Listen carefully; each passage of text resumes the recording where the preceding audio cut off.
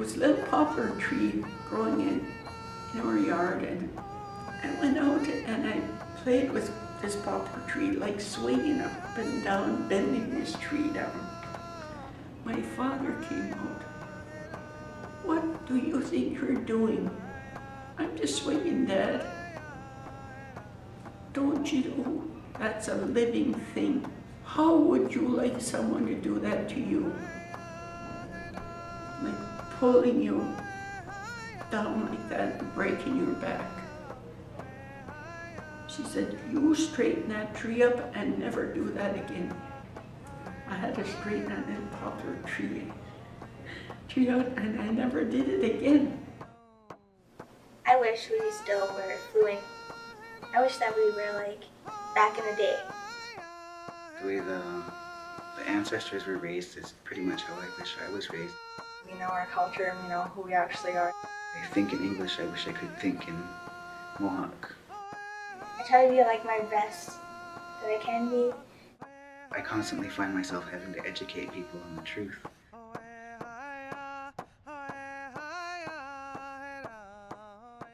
I think that there's a real lack in identity in our youth. And when I say our youth, I mean native and non-native, is that it's like they're seeking to, who am I? I can't look in a magazine and just see like how I am now.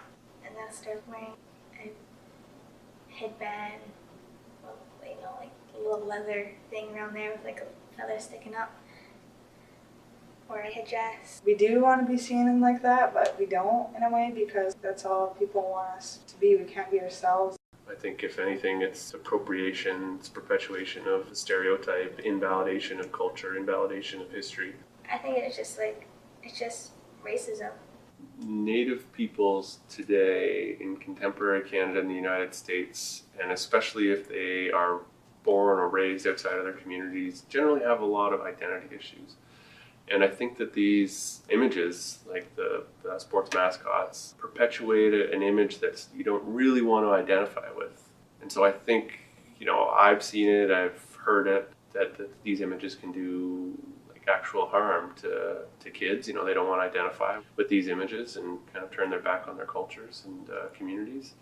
I haven't seen any movies that are just like normal. There's Twilight. That new movie looks all normal, but then like we turn to wolves at the end. You guys have probably seen the movie Twilight. You know, the tribe, the nation, that the community that's in that movie being represented by, I guess, Jacob or whatever, is like the Willet tribe. And they approve, you know, the books and the movie. You know, they're like, yeah, we're happy to be featured in these books and these movies. And so, does that make it all right? Well, on the one hand, you know, the books and the movies obviously reduce who those people are significantly. They certainly perpetuate the kind of contrast of the savage noble or the savage Indian, and instead replace it with the myth of, you know, the spiritual, you know, magic kind of Indian. But they say, well, it gives us an opportunity to bring people to our community, to teach them about Willet culture. And I guess, I mean, that's difficult to argue with, but how many people are actually going to, you know, be willing to learn more about the Willet? I just wish there was more people that could go out and educate broader society so that we can eliminate all of these stereotypes and myths about our people, and I wish that there was more people to go out there and have more venues to educate everybody else, the mainstream society, because there isn't really any venues to teach those people. And we come to university and we run into these people and they have these preconceived notions of us, like we get everything for free, we get free gas and we don't have to pay tax and we get free education and free health, and none of that's true. And about 5 years ago, my little granddaughter did the same thing in my yard. She had a little tree, just pulling this little tree down. Oh my gosh, that my father's teaching. I had to go out and say, "What are you doing?" "I'm just swinging, Grandma." "Don't you know that's a living thing?" You straighten that tree out and never ever do that again. So I watched her straighten it out. I grew up farming, and we grew up as well hunting and fishing, and with the farming, it was kind of like a cooperative effort between probably 3 or 4 families. So I learned at a young age, first to have responsibilities. I had chores every day and 7 days a week, and also I learned to assist. We call it in our language, we say gendam. So gendam, it's like mutual aid. I wish I could have experienced being raised the way that they were raised with the language, and living the old way of living on what you plant and learning how to can and hunting and fishing. Just learning how to be self-sufficient and how to rely on yourself and your skills to survive. And that's something that my generation doesn't have anymore. And not only that, but learning about our culture and all of that kind of stuff that we kind of lost, that I didn't really get growing up. I had some of it. I went to Longhouse. It's like Longhouse, like all the men are supposed to sing the songs. They're supposed to say the Thanksgiving address, like a new hamil. For us, it's just like no respect that we have our language and that we know it, but it's not used for anything. Me going to Longhouse, I was never, I never understood what was going on until I grew up. None of it was ever explained to me as a kid. I was just told to sit and listen. Actually, being able to sit down and talk with people with knowledge, it was really special because I realized there wasn't too many that had that opportunity in my age group. I wish I could have had the language growing up instead of having to study it and become fluent in my teenage years instead of like I wish I could have had it as my first language. Fluent in Mohawk, and I can speak, I can understand quite a bit of Oneida, and I can speak a little bit of Cayuga and a little bit of Onondaga, but not very much, just a little bit. It's still hard to go from immersion all the way up to grade 8 that you've been in there your whole life, and then going into Hagersville, going into a school that doesn't acknowledge that you went to a immersion school. And you're treated differently because you're in locally developed, because you didn't learn English stuff. Academic is the top one, applied is the normal. Middle. Yeah, and then there's locally developed. It's like pretty much dumb kids that ain't smart. We're in the lowest one because we went to those. We went to Gowanio. I've just seen in my locally developed class, they're all natives, and there's only 2 non-natives in there.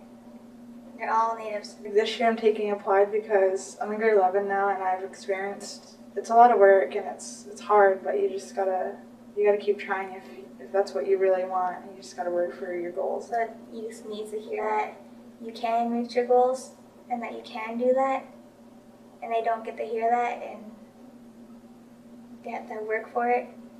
But that's all that they're around is like they're not supportive of you reaching your goals. I wish they could understand that it's hard for us to learn the language because we're bombarded with English, and I wish they would just be more patient and not get so frustrated with us all the time, because when they get frustrated with us, it's discouraging and it makes us want to quit learning. You know, if the older people want respect from the youth, then they should show the youth some respect too, because I don't see it working that way in my community. There's a lot of imbalance. 2 of my friends have passed because of one was suicidal and one was drinking and driving. And I know a lot of people that do drink and they're young, and do drugs and they're young. I just try to give them the support and tell them, no, that's not good. and try to get them on the right path. If you are strong in your identity and who you are and where you're going, and the sooner that you achieve that in your thoughts, I think the healthier you are. I think the better things go for you. There's a lot of positive role models around in every society. If youth can try to choose something that's really positive, healthy, and a role model, and I think that it'll help them to grow up and to be strong individuals. Being a role model to My nieces and nephews. nieces, showing them that they can do good for themselves, go to school, get their education, and become who they want to become. We do have like some role models in our community though. I know my sisters are my role models. My sister's going for a PhD. She's really smart. And those are just like the few role models in the community. And her husband is a policeman.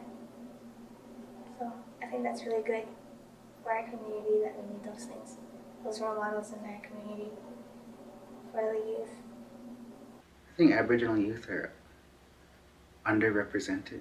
I think because Aboriginal people have such a high population of youth, I think it's important that we encourage the youth to get out there more and to get their education and to make themselves seen and heard in the world, and to let everybody know that we're still here and we're still going and we're still doing what our people have been doing for hundreds and hundreds of years. That's one of my goals is to be a model and like get that out there. That's what I want to do. Just to be the best that I can. I don't think Confederacy chiefs listen to the youth at all, and I don't think the band council, like as a whole, listens to the youth at all.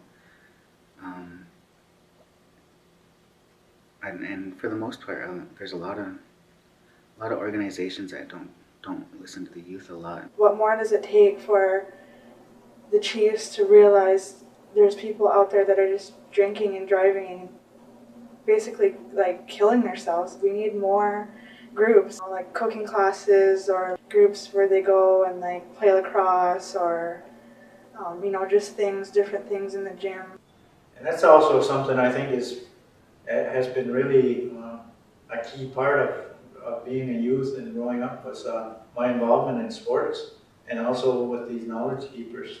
We need more activities for the youth to do, like maybe a 24-hour youth center, so people are there to counsel them, like to talk to them, and if they have any problems, even if they're thinking of suicide, like we need people there to encourage them. In our culture, a long time ago, they used to take them young men and young women, and they used to set them aside with elders when they're going through that change from youth until adulthood. And that's a time when they would give them teachings. They would teach them right and wrong, teach them how to be, and as well they'd have somebody outside of their parents, sort of like guiding them and more like a friend. So I don't know, sometimes I think we could do more with mentoring programs and stuff to shape a healthier youth. You can't just go on and do something and not get encouraged to do it because it feels like you're not doing it, or you're not doing a good enough job, or you're just doing it for whoever, but then That's when just people the do, parents and stuff, yeah. not giving them enough courage, enough support within the community, which I think we need. I mean, They're like, oh yeah, just try your best. And then that's it. That's all they say to you. They don't really know how hard it is. I think we need communication with them, like patting on the back and be like, you did a good job, and I'm proud of you. Say that. The normal still like, I love you. It's funny, you think you wouldn't remember. Like I had forgotten it, but I remember what my father had said. To straighten that little tree out, it's a living thing. And people don't have no respect for living things. Everything has a spirit and it's living. Every blade of grass has a purpose.